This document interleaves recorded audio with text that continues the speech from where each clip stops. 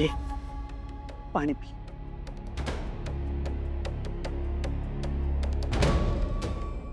तू अशी एकटी चालीस?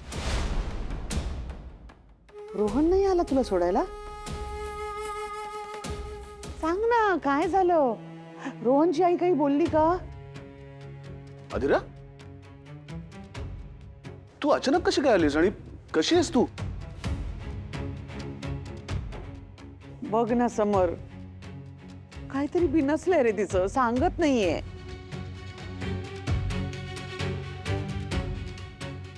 काय झालं एक्झॅक्टली?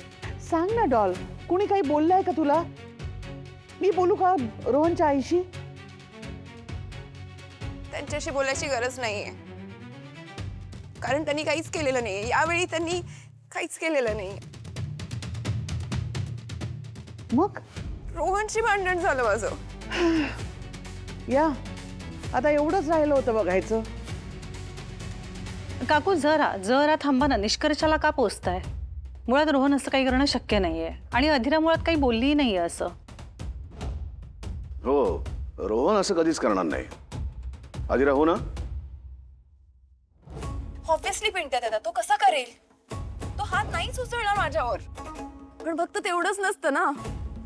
यु नो व्हॉट, मी फक्त त्याच्यासाठी ना काहीतरी सरप्राईज प्लॅन केलं होतं. मी खूप प्रेमाने त्याच्यासाठी काहीतरी बनवत होते आणि त्याने क्रूडली माझी खिल्ली उडवली. पिंट्या दादा,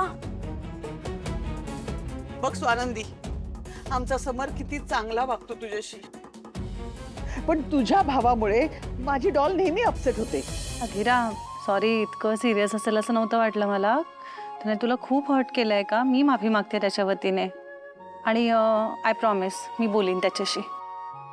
एक मिनिट, मला काही इतकं सिरियस आहे हे असं वाटत नाही खरंच. अरे काकू, नवरा बायकोमध्ये भांडणं होतात ना, हे तसंच काहीतरी असेल. समर, अरे आतापर्यंत कोण कसं वागलंय हे मला अगदी चांगलं माहिती आहे. हे जे काही झालंय यांच्यात, हे आपण आपल्या बोलण्यामुळे आता वाढवूया नको. आणि भांडणं मिटवायची असतात, थांबवायची असतात, त्याला खतपाणी नसतं घालायचं. अधिरा, तू तर आलीस ना घरी, मग जरा वेळ घे, डोकं शांत ठेव, तुझं शांत कर. आपण बोलूया थोड्या वेळाने, ठीक आहे? बरोबर आहे समरचं. नवरा बायकोतली भांडणं नॉर्मलच असतात. मीच जरा हायपर झाले, आय एम सॉरी. तू टेन्शन नको घेऊ सांग डॉल, आम्ही आहोत ना. हां चल, तू आराम कर. चल.